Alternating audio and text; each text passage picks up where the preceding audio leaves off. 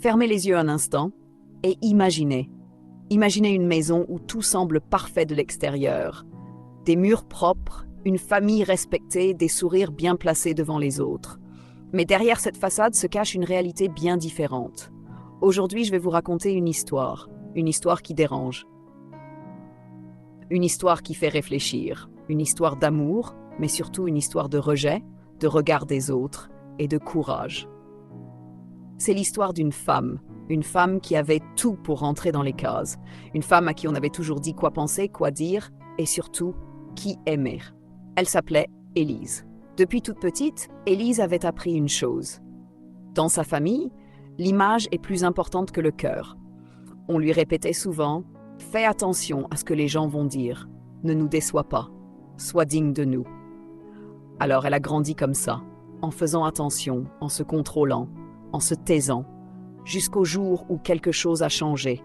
Un jour comme les autres, ou peut-être pas. Elle était seule, fatiguée, perdue dans ses pensées, quand elle est tombée sur une interview, un regard, une voix, une histoire, et sans vraiment comprendre pourquoi, quelque chose en elle s'est réveillé.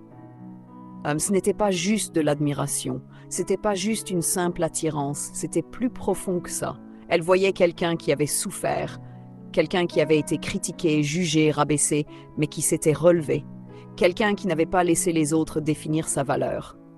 Et ça lui parlait, parce qu'au fond, Élise aussi souffrait en silence. Pas des mêmes choses, mais d'un poids invisible, le poids des attentes, le poids du regard des autres. Le poids d'une famille qui ne la voyait pas vraiment. Petit à petit, cette admiration est devenue un refuge, puis une obsession douce, puis quelque chose qu'elle n'arrivait plus à cacher. Elle souriait différemment, elle parlait différemment, elle vivait différemment. Mais dans une famille où tout est contrôlé, rien ne reste caché longtemps. Un soir, tout a basculé. Un simple dîner, une table, des regards et une question. C'est vrai ce qu'on dit sur toi? Le silence. Ce genre de silence qui annonce une tempête. Élise savait. Elle savait que si elle parlait, tout allait changer. Mais elle savait aussi que si elle mentait, elle se perdrait elle-même. Alors elle a choisi. Elle a levé les yeux et elle a dit la vérité. Et à partir de ce moment-là, tout s'est effondré. Les regards sont devenus froids, les mots sont devenus durs, le jugement violent. On ne voyait plus Élise, on voyait une erreur, une honte, une déception. Mais ce que sa famille ne comprenait pas, c'est que ce n'était pas seulement une histoire d'amour. C'était une prise de position, un refus de se taire, un premier pas vers la liberté.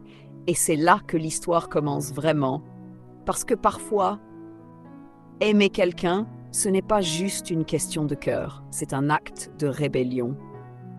Si cette histoire t'intrigue, si tu veux connaître la suite et découvrir ce qui va arriver à Élise, n'oublie pas de liker pour la suite.